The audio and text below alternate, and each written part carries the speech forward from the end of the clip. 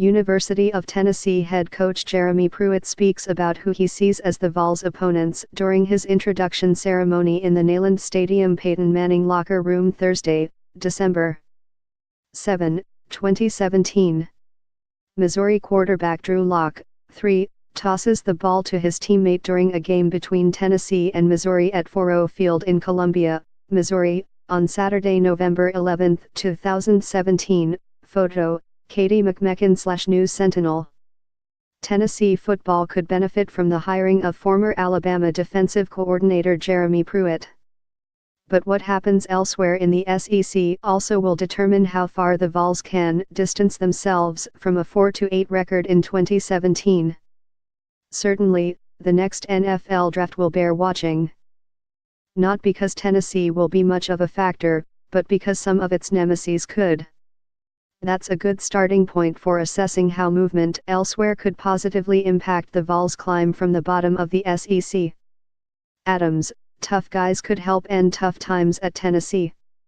Missouri quarterback Drew Lock, 3, looks to pass during a game between Tennessee and Missouri at 4-0 Field in Columbia, Missouri, on Saturday, November 11, 2017.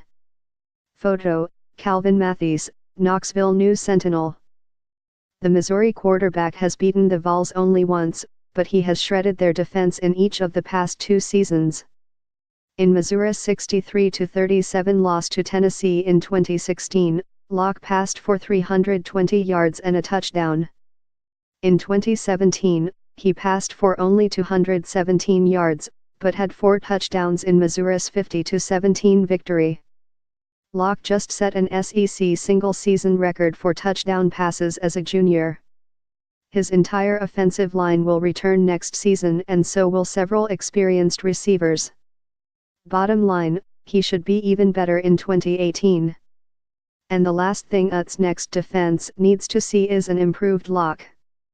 Vanderbilt's quarterback might not be as good a pro prospect as Lock. But against Tennessee, he looks like he should be the No.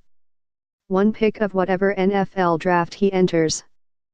Last year, Schwarmer passed for 416 yards and 2 touchdowns in Vanderbilt's 45-34 upset of Tennessee. This past season, he passed for 283 yards and 4 touchdowns in the Commodores' 42-24 victory. Suppose Dan Mullen's return to Florida doesn't go well. Based on how well he did as Mississippi State's coach, that's unlikely.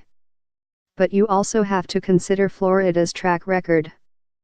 Florida Gators head coach Dan Mullen talks with media as he is introduced as head coach at Ben Hill Griffin Stadium. Photo, Kim Clement USA Today Sports. Steve Spurrier built an SEC dynasty at Florida in the 1990s. Urban Meyer won national championships there in 2006 and 2008. However, 3 other Florida coaches, Ron Zook, Will Muschamp, and Jim McElwain, all hired after the Spurrier era, failed to last more than 4 seasons. Zook and McElwain were fired before the end of their 3rd season. Mullen will need to do more with less. The Gators still don't have a proven quarterback on their roster. And although they won 2 more SEC games than the Vols did in 2017, they won't return any more talent. That's not likely, either. But it's at least a possibility.